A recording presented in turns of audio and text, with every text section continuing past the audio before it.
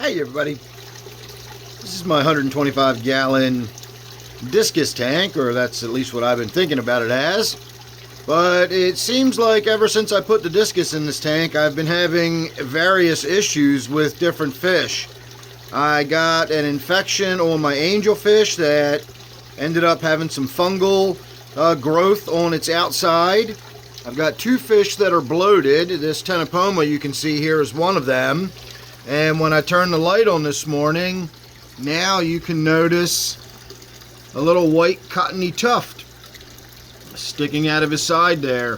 So you can see how the scales are still somewhat pine-coned. He doesn't look as bad as he did the other day, but he still doesn't look right.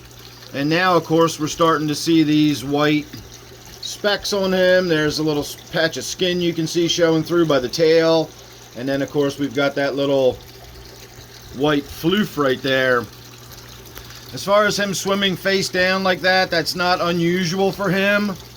But it also does look like he's swimming a little bit awkwardly. So something may be going on with him. And, of course, we all already know about my gourami that I cannot believe is still alive somehow. That thing is so incredibly constipated. It's got to be any day now that we're going to say goodbye to that gourami. My Ctenopoma, however, I am not ready to say goodbye to. And we are now going to treat this tank. So the last time I treated it, when my angelfish there had a big white cottony tuft sticking off the side of its face, I treated it with API fin and body cure, which is just a type of antibiotic. And so today we are going to try something a little bit different.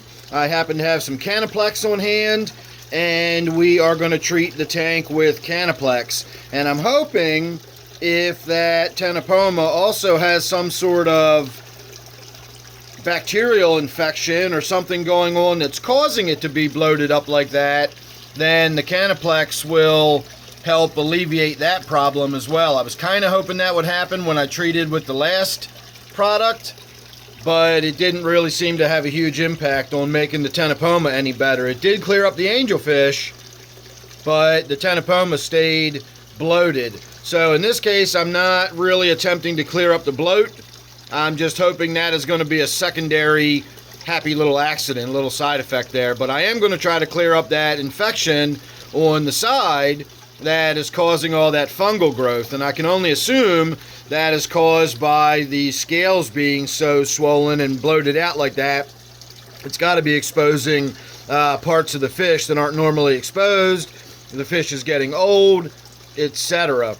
So what I think part of the issue is, I changed the way I was managing this tank.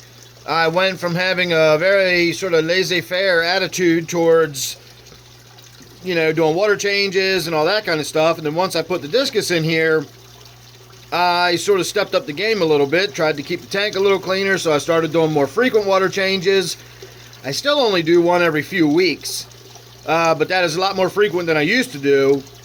I've also started feeding the tank a lot more, and I think that's where I'm running into the problems. And it's what I've been feeding. I've been feeding a lot of those red frozen bloodworms, and I think that's causing my problems. I'm almost positive, I'd be willing to bet that that is why my gourami here looks like that. It's got to be from those frozen bloodworms.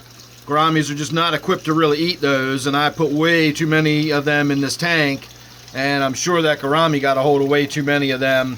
So I'll be shooting a video specifically about those bloodworms in the very near future. I want to do a little more research into them. But then I just want to talk about why I'm not going to be using them anymore and some of the issues I've been having with them, or at least the issues I believe I've been having with them. Again, we'll have a whole conversation about it, and we will be talking all about those bloodworms, and once again, why I will not really be using them anymore. I do have some left. I will phase them out. I'm not just going to throw them away, but they're probably going to wind up going in my other 125 Daryl, my New World tank that's got some hardier fish in there. And we will probably be putting the bloodworms in there on a much less frequent basis. Maybe once a week or something like that. I'll do it until those cubes are finally gone. So there you go. More issues in my 125-gallon discus tank, but this time it is with my Ctenopoma. And again, we are treating with Kanaplex. I already put the first dose in there today. It is Wednesday, and so Friday it'll get another dose, and then we'll do a water change on Saturday or Sunday, and then we'll see how things are going by then. So make sure you're subscribed. You don't want to miss all the drama. And don't forget, of course, I do live streams every Friday night and Sunday night, 8 p.m. Eastern Time. And I do live streams every Wednesday night for my members only. So if you're interested in that, sign up for a basic membership and you'll get access to the members only chats on Wednesday. So thanks for watching this one. Hope you enjoyed. I'll see you real soon in the next one.